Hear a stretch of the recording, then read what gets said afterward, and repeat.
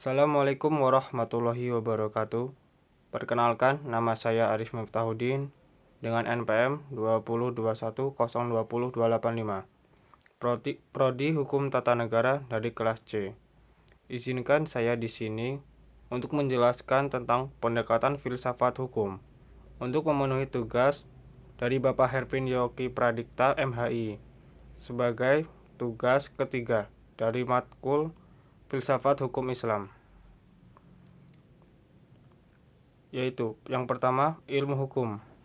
Ilmu hukum terdapat beberapa pendapat mengatakan bahwa karena filsafat hukum merupakan bagian khusus dari filsafat pada umumnya, maka berarti filsafat hukum hanya mempelajari hukum secara khusus, sehingga hal-hal non-hukum menjadi tidak relevan dalam pengkajian filsafat hukum. Sebagai filsafat hukum tunduk pada sifat-sifat, cara-cara, dan tujuan-tujuan dari filsafat pada umumnya. Secara sederhana, dapat dikatakan bahwa filsafat hukum adalah cabang filsafat, yaitu filsafat tingkah laku atau etika yang mempelajari hakikat hukum. Jadi, objek filsafat hukum adalah hukum dan objek tersebut dikaji secara mendalam, sampai kepada inti atau dasarnya, yaitu disebut hakikat. Menurut Purnadi Purbacaraka dan Surjono Swekanto, hukum dapat diartikan sebagai ilmu pengetahuan, disiplin, norma, tata hukum, petugas, keputusan penguasaan, proses pemerintahan, sikap tindakan ejek atau perilaku yang teratur, jalinan nilai-nilai. Kemudian, ilmu filsafat sosial.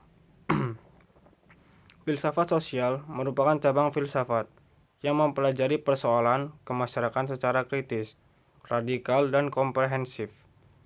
Sejak Plato dan Aristoteles, kajian terhadap persoalan-persoalan kemasyarakatan sudah menjadi objek penelitian tersendiri.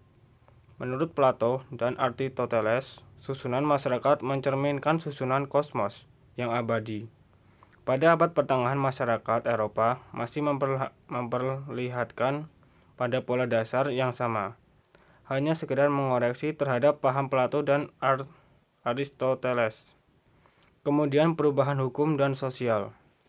Proses terjadinya perubahan-perubahan pada masyarakat di dunia pada dewasa ini merupakan suatu gejala yang normal, yang pengaruhnya menjalar dengan cepat ke bagian-bagian lain dari dunia.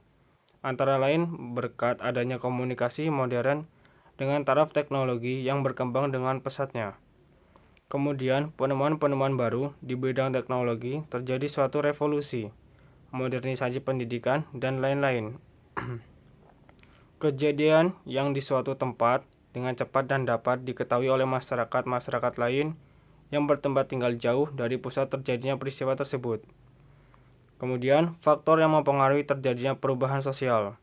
Pada umumnya, dapat dikatakan bahwa sebab terjadinya perubahan sosial dapat bersumber pada masyarakat itu sendiri, dan ada yang letaknya di luar masyarakat, yaitu yang datangnya sebagai pengaruh dari masyarakat lain atau dari alam sekelilingnya.